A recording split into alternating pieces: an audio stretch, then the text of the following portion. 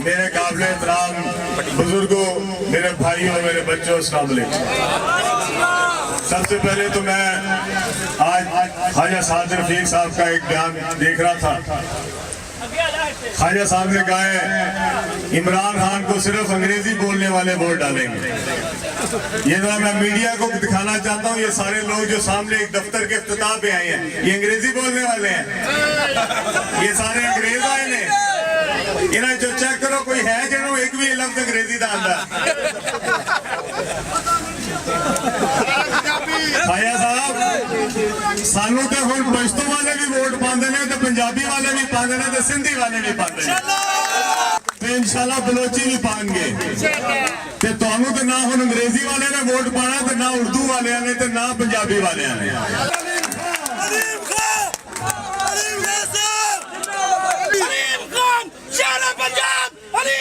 मैं सब तो पहले तो अपने गुलाम मुस्तफा का शुक्रिया अदा करना चाहना। मैं इत्थे अपने बहुत सारे पुराने दोस्त देख रहे हैं जिहड़े मेरे नाल इकट्ठे बहुत सारा सफर असीं इकट्ठा किया है। इत्थे मैनूं चाचा नजर आ रहा है, जिहड़ा बूटे का चाचा है, चाचा बशीर, मेरा भाई बूटा नजर आ रहा है। बहुत सारे होर मेरे पुराने दोस्त जिहड़े मेरे नाल इकट्ठे सी बेशुमार सफर इकट्ठा किया है, वो सारे नजर आ रहे हैं। चाहे दिलशाद साहब नजर आ रहे हैं, डॉक्टर साहब नजर आ रहे हैं, रफाकत साहब नजर आ रहे हैं, हाजी असलम भट्टी साहब और मेरे बुजुर्ग बाकी भी बेशुमार ने। मैं तुहाडे सारे दे सामने गर्ज लैके आया। देखो उन्हें मंशा सिद्धू साहब ने गल की है, सब तो जरूरी गल की है कि वक्त जड़ा ना जो लंघ जाता है फिर पछतावा होता। वो टाइम के उत्ते अगर काम ना किया जाए तो फिर बंदा बाद जो रोंदा रहता है, तो याद करता रहता है कि यार मेरे को वक्त सी, मेरे को टाइम सी, मैं वो काम कर सकना था। लेकिन जो लंघ जाता फिर पछतावे तो कुछ नहीं रह जाता। 2013 भी साढ़े को चांस आया से, और आज जेडे सानू कहते हैं वोट को इज्जत दो। मैं जरा ख्वाजा साहब को पूछना चाहना, ख्वाजा साहब जिन्नी बेईमानी तुसी 2013 की थी इलेक्शन, तुसी वोट को इज्जत दी सी? तुसी अपना जेडे रात को डब्बे गायब किए सन, तुसी वोट को इज्जत देंदे की सन? और जेडे सारे आरो अपने नाल मिला रहे सन, वो वोट को इज्जत देंदे हुए आरो नाल मिलाए सन। और जेड़ा अमला तुहाडे लई थप्पे ला रहा सी, वो वोट को इज्जत दे रहा सी। अज तुहानू वोट को इज्जत याद आ गई। कभी अज तक सही ईमानदारी नाल जिते भी हो जेड़ा हुण कहते हो वोट को इज्जत दो। हाँ यह जरूर है कि पहले मामे तुहाडे नाल सन, हुण नहीं हैगे। ये गल याद कर लो, हुण तुहाडे नाल वो मामे नहीं हैगे जिन्हां ने रात नूं तुहाडे रिजल्ट तब्दील करने ने, जिन्हां ने तुहाडे डब्बे चुक चुक के आरो दे दफ्तर दे कोई होर रखवाने ने, वो मामे तुहाडे नाल नहीं। तो इसलिए जिन्हों को गलतफहमी है हुण ख्वाजा साहब वो कट दो। हुण तो इलेक्शन अपने ही लड़ना पैना जे, ते हुण तुहाडे नाल जिन्हों ने तुहाडे डब्बे रात को तब्दील किए सन, वो तुहाडे नाल कोई नहीं। सो इसलिए अपने जोरों बाजू पे हुण इलेक्शन लड़ो। ते मेरा चेयरमैन इलेक्शन लड़ रहा है, ते चेयरमैन ने इंशाअल्लाह ताला अलीम खान इलेक्शन लड़ रहा है, और मैं अपने चेयरमैन का इलेक्शन लड़ांगा भी, उन्होंने संभालांगा भी। ते मैनूं रात को डब्बे संभालने भी आते हैं। ख्वाजा साहब किसी गलतफहमी का शिकार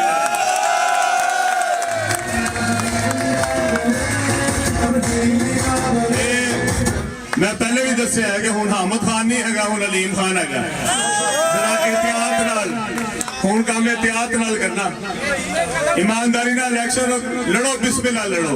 हुकूमत वो हैगी है जिन्हां ने मोदी नाल यारी की थी, पहले जिन्हां ने मोदी नूं इत्थे बुलाया, मेहमान रखिया, और किसी को कानो कान खबर नहीं होती थी। बेड़ा भी घर कोथे ही होया खान साहब। उस तो बाद ये ओ बदबख्त हुकूमत सी। आज तक किसी भी हुकूमत ने आज तक एक गुस्ताखी नहीं की थी कि वो शान रसूल सल्लल्लाहु अलैहि वसल्लम में गुस्ताखी का सोचे जिहड़ा इन्हां ने ये हरकत करने की कोशिश की है और इहदे ते उन्होंने अपना वजीर कानून जिहड़ा है उन्होंने बर्खास्त कर दिता। मैं सारे बुजुर्गों को पूछना चाहना, ये सारे दोस्त जिहड़े बैठे, क्या किसी हुकूमत दे विच किसी वजीर दा इन्नी मजाल हैगी है कि वो गुस्ताखे रसूल सल्लल्लाहु अलैहि वसल्लम के बारे कोई गल कर कोई सोच सके कि मैं यह गुस्ताखी कर सकता, या वो जिहड़ी साजिश उन्होंने की है क्या उसके बारे ओदी हिम्मत हैगी सी कि वो वजीर आजम की मर्जी के बगैर ये काम सोच सकता। इन्होंने एक वजीर को बर्खास्त कर दिता, बरतरफ कर दिता। तुहानू पता अज किनू दी टिकट? उसी जिहड़ा वजीर जिन्हों बर्खास्त किया सी उहदे पुत्तर नूं दे दी टिकट। कल वो गया सी अपना उत्थे कचहरी ते कचहरी तो लोगों ने उहदे ते हमला कर दिता ते वो नस गया उत्थों। जिहड़ा एक वजीर सी ये कला नहीं सी साजिश, ये मियां शहबाज शरीफ ते नवाज शरीफ की इजाजत के बगैर नहीं होया। ये 1974 तो लैके अज तक जेड़े कानून दे विच तब्दीली का किसी हुकूमत ने सोचा भी नहीं।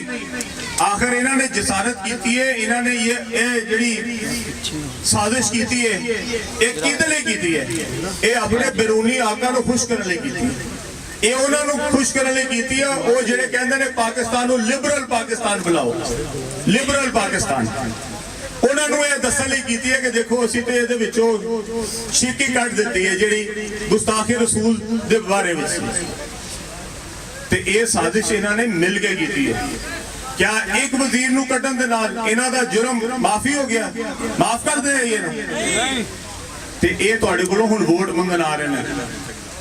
इन्हां नूं पुछो कि क्या गुस्ताखे रसूल नूं वोट दिता जा सकदा?